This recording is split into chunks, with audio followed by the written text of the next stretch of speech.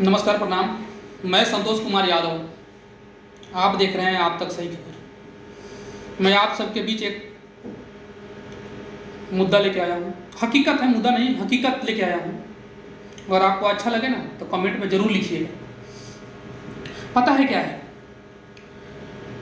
ये कहानी? ये बात मुखिया जी के बारे में है। मुखिया जी के बारे में ये मुद्दा है, बिहार के मुखिया जी के बारे में। और सारे मुखिया जी के बारे में भी नहीं है, कुछ मुखिया जी के बारे में है। जो चुनाव के बारे टाइम पे ना हम और आप मुखिया बांट लेते हैं कि हम इस मुखिया जी के पार्टी से हैं, हम इस मुखिया जी के पार्टी से हैं। और पता है होता क्या है? या तो एक मुखिया जी जीत जाते हैं तो हम हारे हुए मुखिया जी के हो जाते हैं, या जीते हुए मुखिया जी के हो जाते हैं। उसके बाद क्या है? अगर हमारे घर में या आपके घर में या किसी के भी घर में कोई भी मुसीबत आता है, मुसीबत बोल सकते हैं कि यानी पुलिस प्रशासन के द्वारा जब झूठा आरोप लगाया जाता है, फंसाया जाता है, पता है क्या होता है? हम और आप मुखिया जी के पास जाते हैं। या तो हम हारे हुए मुखिया जी के हैं या जीते हुए मुखिया जी के हैं, किसी एक मुखिया जी के पास जाते हैं। पता है होता क्या है? मुखिया जी जाते हैं, थाना में बैठ के बातें करते हैं और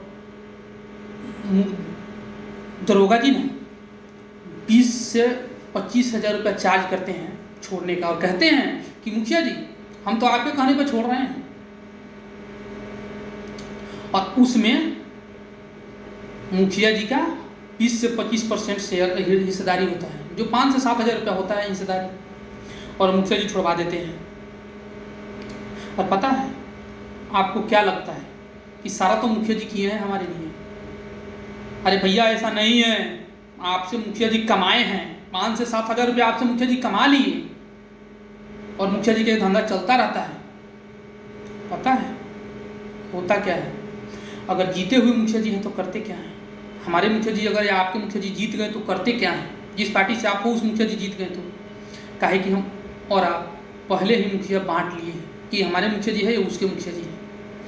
और मुखिया जी चुनाव लड़ते समय मुखिया जी के पास अगर प्रॉपर्टी है, मान लिए 1 करोड़ का, तो अगर चुनाव जीत कर 5 साल मुखिया रह गए ना तो उनके पास प्रॉपर्टी पता है कितने का हो जाता है? 3 करोड़ का।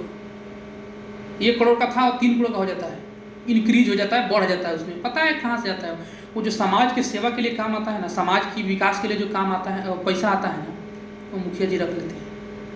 और ये सारे मुखिया जी का काम नहीं है। कुछ मुखिया जी अच्छे हैं जो जी जान से काम करते हैं, वो अगला चुनाव नहीं जीतते हैं। काहे कि उनके पास पैसा नहीं रह जाता है कि अगले चुनाव में वो गाड़ी में लोग का मोटरसाइकिल में, बाइक में पेट्रोल डलवाएंगे और मुर्गा और दारू चलाएंगे कि वो चुनाव जीतेंगे। पता है इसमें हम लोग भी दोषी हैं। हम सब, एक मैं और एक आप, एक आदमी नहीं, हम सब। तो हम आप लोगों से कर्ज जोड़ के निवेदन कर रहे हैं कि अभी चुनाव में 4 साल बाकी है लगभग। आने वाले चुनाव ना जो प्रत्याशी अच्छा से काम करेगा ना, उसकी काम पर हम वोट देंगे और समाज की विकास में पूरा सहयोग करेंगे और क्रांति लाएंगे। पता है हम मुखिया जी को बांट लेते हैं पहले ही और खोज नहीं पाते हैं कि मुखिया जी ये समाज के लिए पैसा आया है, काम हो क्यों नहीं रहा है। कहे कि हम तो इसी पे गच हो जाते हैं, मतलब गच यानी पूरा खुश हो जाते हैं कि मुखिया जी हमको नाम से जानते हैं। भैया आपके वोट का कितना इज्जत है और कितना वैल्यू है ना, अपने आप को पहचानिए। कर जोड़ के निवेदन कर रहे हैं कि आप पहचानिए। आपसे चुने गए मुखिया जी ना आपके ऊपर रुआब चलाते हैं, ऐसा होना नहीं चाहिए। और अगर कोई भी पुलिस प्रशासन के द्वारा फंसता है ना, तो पता है मुखिया जी के पास इतना पावर होता है, जीते हुए मुखिया जी के पास पंचायत में जनता के द्वारा चुना गया प्रथम प्रत्याशी हैं वो, उनकी बहुत वैल्यू है। ऐसे छुड़वा सकते हैं कि भैया ये निर्दोष है, क्या गुनाह किया है, आप इसकी जांच कीजिए। लेकिन ऐसा नहीं करेंगे ना। अरे भैया 5 से 7 हज़ार रुपया भी तो चाहिए, उनको कमाना भी तो है। ये है मुखिया जी की हकीकत। और सारे मुखिया जी ये ऐसा नहीं है।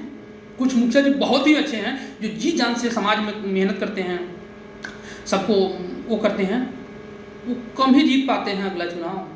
तो ये हम और आप में कमी है, मुखिया जी में तो कमी है ही कि वो जो कर रहे हैं वो कर ही रहे हैं। तो हमें और आपको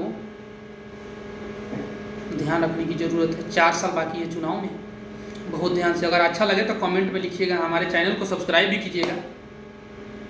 जय हिंद, जय भारत।